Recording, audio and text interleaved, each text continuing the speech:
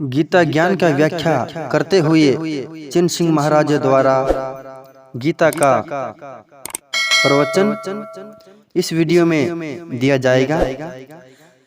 भगवान श्री कृष्ण अर्जुन को कहते हैं कि भगवान ने कहा कि जो भोग और ऐश्वर्य में अत्यंत आसक्त है वे मेरे को केवल परमात्मा की तरफ ही चलना है। ऐसा निश्चय नहीं कर सकते। दूसरे अध्याय का 44वां श्लोक, अतः परमात्मा की तरफ चलने में दो बाधाएं मुख्य हैं। गीता में कहा गया है कि परमात्मा की तरफ चलने में दो बाधाएं मुख्य हैं।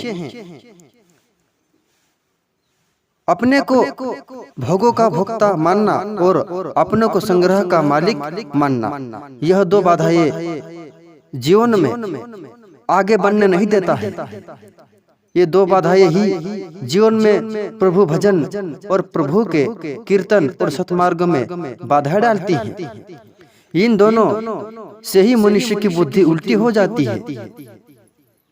मैं ही करता और मैं ही भोगता हूँ और मैं ही संग्रह करता हूँ। यही मैं भाव का ही शब्द मनुष्य के मन में बुद्धि में अहंकार पैदा कर देता है। इसी से मनुष्य की बुद्धि उल्टी चलने लगती है, जिससे वह परमात्मा से सर्वथा विमुख हो जाता है। जैसे बचपन में बालक माँ के बिना रह नहीं सकता, पर बड़ा होने पर जब उसका विवाह हो जाता है तब वह स्त्री से मेरी स्त्री है ऐसा संबंध जोड़कर उसका भोक्ता और मालिक बन जाता है। फिर उसको माँ उतनी अच्छी नहीं लगती, सुहाती नहीं। ऐसा ही जब यह जीव भोग और ऐश्वर्य में लग जाता है, अर्थात अपने को भोगों का भोक्ता और संग्रह का मालिक मानकर उनका दास बन जाता है और भगवान से सर्वथा विमुख हो जाता है।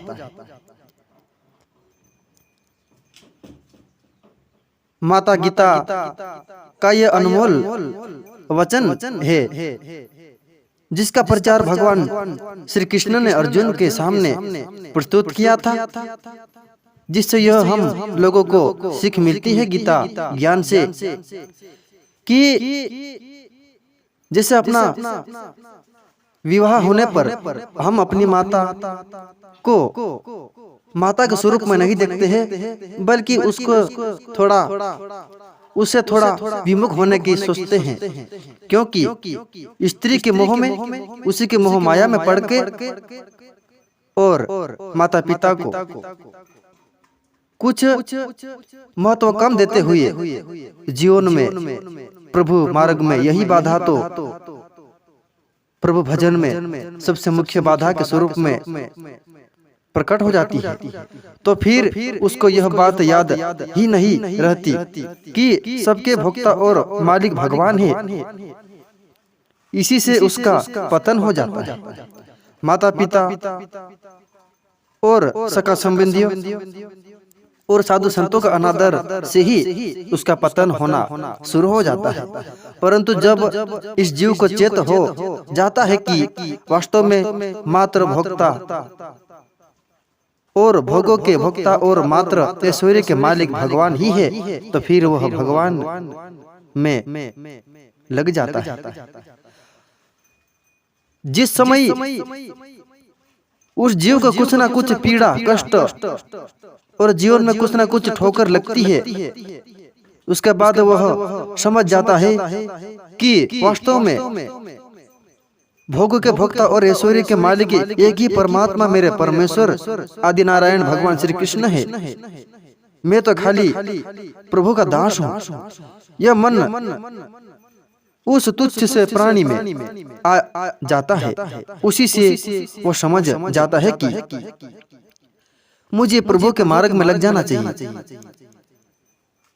तभी से वो ठीक रास्ते पर आ जाता है, फिर उसका पतन नहीं होता है। और वह समझ जाता है कि प्रभु मार्ग में मुक्ति और सुख शांति है। उसको चेतना स्वरूप उसके मन में विचार आ जाता है कि प्रभु भजन में ही आनंद है। फिर वह उसका पतन होना रुक जाता है और उसका कर्म गति में सुधार हो जाता है।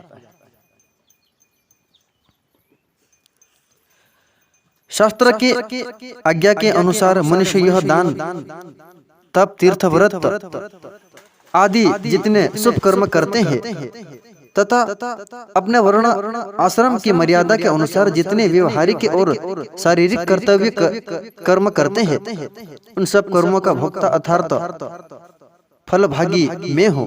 कारण कि वेदों में, शास्त्रों में, पुराणों में, स्मृति ग्रंथों में प्राणियों के लिए शुभ कर्मों का जो विधान किया गया है वह सब का सब मेरा ही बनाया हुआ है। भगवान श्री कृष्ण कहते हैं कि सबका सब मेरा ही बनाया हुआ है। सभी विधान, सभी नियम सब मेरे ही द्वारा रचा हुआ है और मेरे को देने के लिए ही बनाया हुआ है, जिससे ये प्राणी संपूर्ण कर्तव्य कर्मों से और उनके कर्तव्य फलों से सर्वथा निर्लिप्त रहे, कभी अपने स्वरूप से च्युत न हो और अनन्य भाव से केवल मेरे में ही लगे रहे।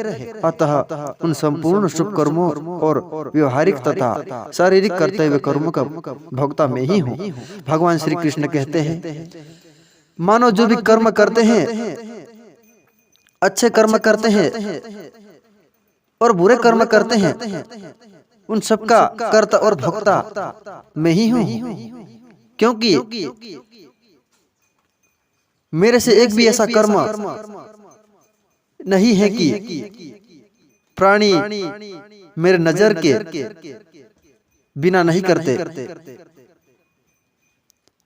सच कर्म और बुरे कर्म सभी मेरे नजर में ही रहते हैं। प्रभु कहते हैं, जिसे संपूर्ण यज्ञों का भोक्ता फल भागी में ही हूँ।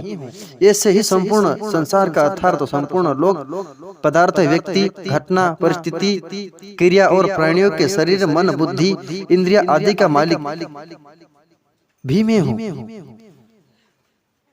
मन, बुद्धि, इंद्रिया आदि का मालिक भी मैं ही हूँ। कारण कि अपनी प्रसन्नता के लिए ही मैंने अपने में से इस संपूर्ण सृष्टि की रचना की है। अतः इन सब की रचना करने वाले होने से इनका मालिक मैं ही हूँ। प्रभु कहते हैं, गीता में प्रभु श्री कृष्ण भगवान अर्जुन को उपदेश देते हुए कहते हैं कि प्राणी जितना कुछ भी सही और गलत कर ले, पर उन सब का साक्षी केवल मैं हूँ और मैं सबके कर्मों का लेखा जोखा मेरे द्वारा ही उसको दंड दिया जाता है और उसको सुख भी मेरे द्वारा ही दिया जाता है। भगवान से कुछ भी कर्म छुपता नहीं है प्राणी का।